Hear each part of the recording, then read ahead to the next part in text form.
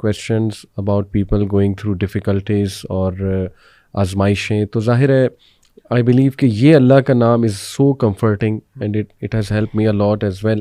ایک یہ اور ایک الوکیل, میں دونوں کو انشاءاللہ تھوڑا سا ایکسپلین کروں گا. دیکھیں الخبیر جو انتہائی باریک بین ہے, جو خبر رکھنے والا ہے, جو باخبر ہے اپنی کریشن کے بارے میں اور سائملٹینیسلی سب کو جانتا ہے. جیسے حدیث میں آتا ہے نا کہ کالی رات اندھیری میں کالے پتھر کے نیچے ایک چونٹی بھی چل رہی ہے, اس کے قدموں کی چاک بھی جو ہے وہ الخبیر سن رہا ہے. سبحان اللہ.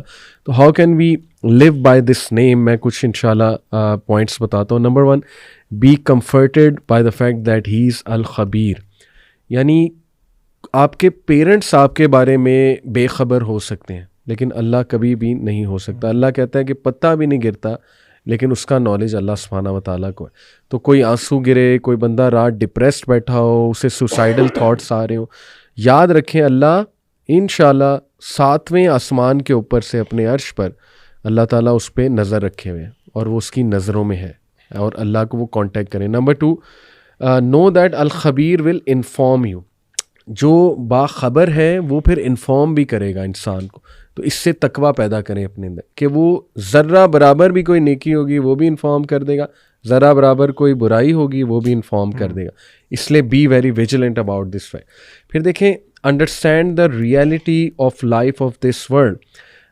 اللہ سب سے بڑا خبر دینے والا ہے. اللہ آپ کو خبر دے رہا ہے کہ یہ بل تؤثرون الحیات الدنیا والآخرۃ خیر وابقیٰ.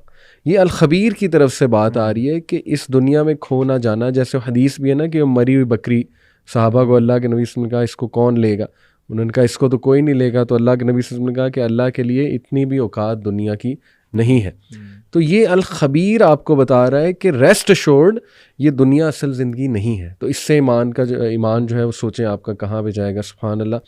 پھر ہے make sure to do good hidden deeds. ایسے ڈیڈ جو صرف الخبیر کو بتاؤ. سبحان اللہ. اور اس کی کتنی کمی ہے ہماری لائف میں.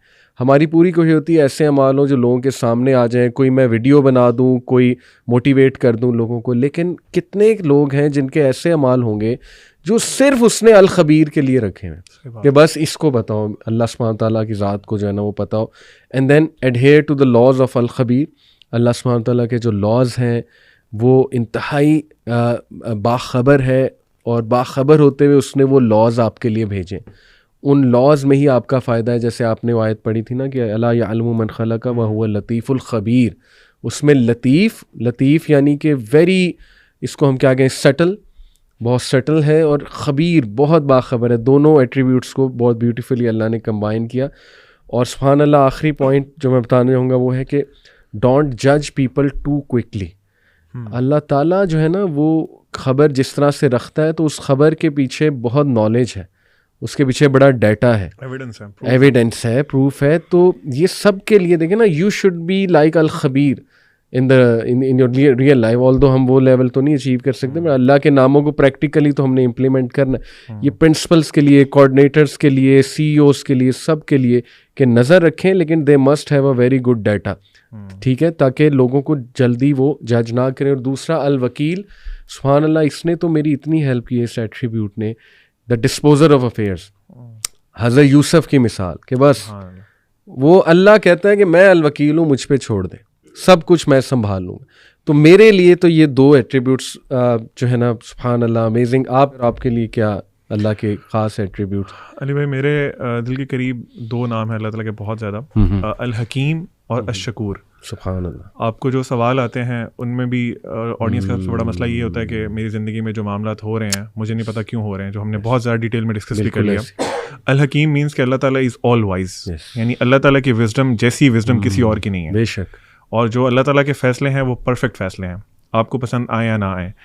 ہماری زندگی میں ذیشان بھائی نے بہت خوبصورت آیات کی تلاوت کی کہ اللہ تعالیٰ فرماتے ہیں نا کہ ایسا ان تکرہوا شیئا وہو خیر لکم, یعنی تمہارے لیے ایک فیصلہ تمہیں برا لگ سکتا ہے لیکن ہو سکتا ہے اس میں تمہاری بہتری ہو. بالکل صحیح. پرسنلی مجھے لائف میں بہت انہوں نے ہیلپ کی اس نام نے, خاص طور پہ کیونکہ بہت سی چیزیں میں ڈفرینٹ طرح سے چاہتا تھا لیکن اللہ تعالیٰ نے ڈفرینٹ طرح سے چاہیں, اور جس طرح سے اللہ تعالیٰ نے چاہیں اٹ واز پرووڈ کہ وہ ٹھیک تھیں, وہ بہت بہتر تھیں. بالکل صحیح. اسی طرح آپ کی زندگی میں جو بھی معاملات چل رہے ہیں آپ اس بات کا ٹرسٹ رکھیں کہ الحکیم جو ہے وہ ظلم نہیں کرتا. بالکل صحیح. وہ آپ کے ساتھ جو کر رہا ہے وہ آپ کے حالات، آپ کے واقعات، آپ کا فیوچر دیکھتے ہوئے بیسٹ ڈیسیژنس ہیں جو آپ کے لائف میں ہو رہے ہیں. بالکل. نمبر 2 الشکور.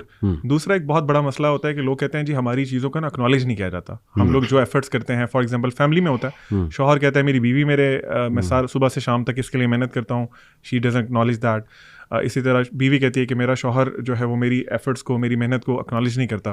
اللہ سبحانہ و تعالیٰ آپ کی چھوٹی سے چھوٹی ایفرٹ بھی ہے نا اس کو اکنالج کرتے ہیں اور اس کو اپنے پاس ریکارڈ کرتے ہیں، پھر قیامت والے دن اپنی شان کے مطابق آپ کو ریوارڈ کریں گے. سبحان اللہ. فار ایگزامپل اللہ کے نبی صلی اللہ علیہ وسلم کی حدیث کا مفہوم ہے، آپ نے فرمایا تم لوگ کسی بھی نیکی کو حقیر نہ جانو یہاں تک کہ اپنے مسلمان بھائی کو دیکھ کے اسمائل کرنا.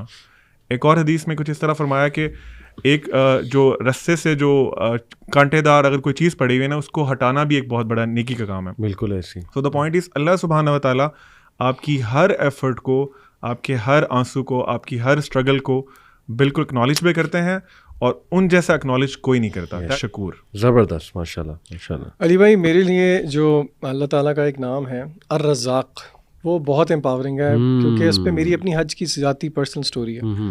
میں نے 2016 کی بات ہے، میں مختلف اسکول میں وزٹنگ جابس کر رہا تھا، تو میرے والد صاحب نے رحمہ اللہ بہت انسسٹ کیا کہ کوئی انویسٹمنٹ کرو، پلاٹ میں انویسٹمنٹ کرو، پیسے ضائع کرتے رہتے ہو، اڑاتے رہتے ہو. آپ کو پتہ ہے والدین کو تو فکر ہوتی ہے.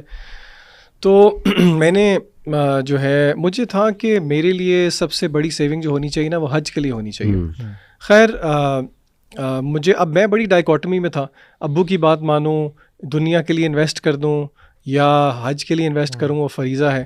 اچھا میرا رجحان زیادہ مائل ہو رہا تھا کہ شاید مجھے پہلے حج کر لینا چاہیے، لیکن میں ایک ڈائیکاٹمی میں آ گیا کہ والد صاحب کی بات مانوں یا یہ کروں. تو میں ہمارے ٹیچر ہیں شیخ انس، ان کے پاس گیا. اچھا میں ان کے پاس گیا نا تو میرے ذہن میں مجھے تھا کہ وہ کہیں گے نہیں اللہ کا فریضہ ضروری ہے، آپ حج کے لیے پیسے جوڑیں. صحیح. اچھا ان کے پاس میں گیا تو انہوں نے پکچر ہی الگ پینٹ کر دی. انہوں نے کہا کہ یہ بات تو آپ کی ٹھیک ہے کہ حج فریضہ ہے اور ایسا فریضہ ہے جو کہ اگر اس کا کوئی انکار کرے تو اللہ نے اس کو کفر سے تعبیر کیا ہے قرآن مجید کے اندر. لیکن انہوں نے مجھے کہا کہ والد صاحب کی بات ماننا بھی آپ کے لیے فرض ہے، تو آپ یہ کریں کہ آپ والد صاحب کی بات مانیں، آپ بسم اللہ کریں، آپ پلاٹ میں انویسٹ کریں اور آپ ٹیوشنز پڑھائیں اور پیسے جوڑیں. میں نے کہا شیخ صاحب میں پہلی بات تو یہ ہے کہ میں سرکاری حج نہیں کر سکتا کیونکہ اس میں چھٹیاں، اب تو یہ 20 دن والا سلسلہ ہو گیا، اس میں چھٹیاں بہت ہوتی ہیں، میری جاب نیچر اس طرح کی میں 40-50 دن نہیں افورڈ کر سکتا. اور پرائیویٹ حج بہت لاکھوں میں ہوتا تھا، اور ٹیوشن سے کتنے پیسے جمع ہو جاتے ہیں، اسکول گوئنگ ہیں، سیلریز ہیں، اتنی سیونگ کون کے. انہوں نے کہا نہیں آپ میری بات مانیں، اللہ تعالیٰ آپ کی اس چیز میں برکت ڈالے گا اور آپ کے لیے اسباب پیدا کرے گا. اچھا میں نیگیٹو ہو کے اور ڈس ہارٹ ہو کے نکلا تھا کیونکہ مجھے پتا تھا ٹھیک ہے یہ باتیں شیخ صاحب کی ٹھیک ہیں لیکن یہ دے آر بیونڈ اسباب.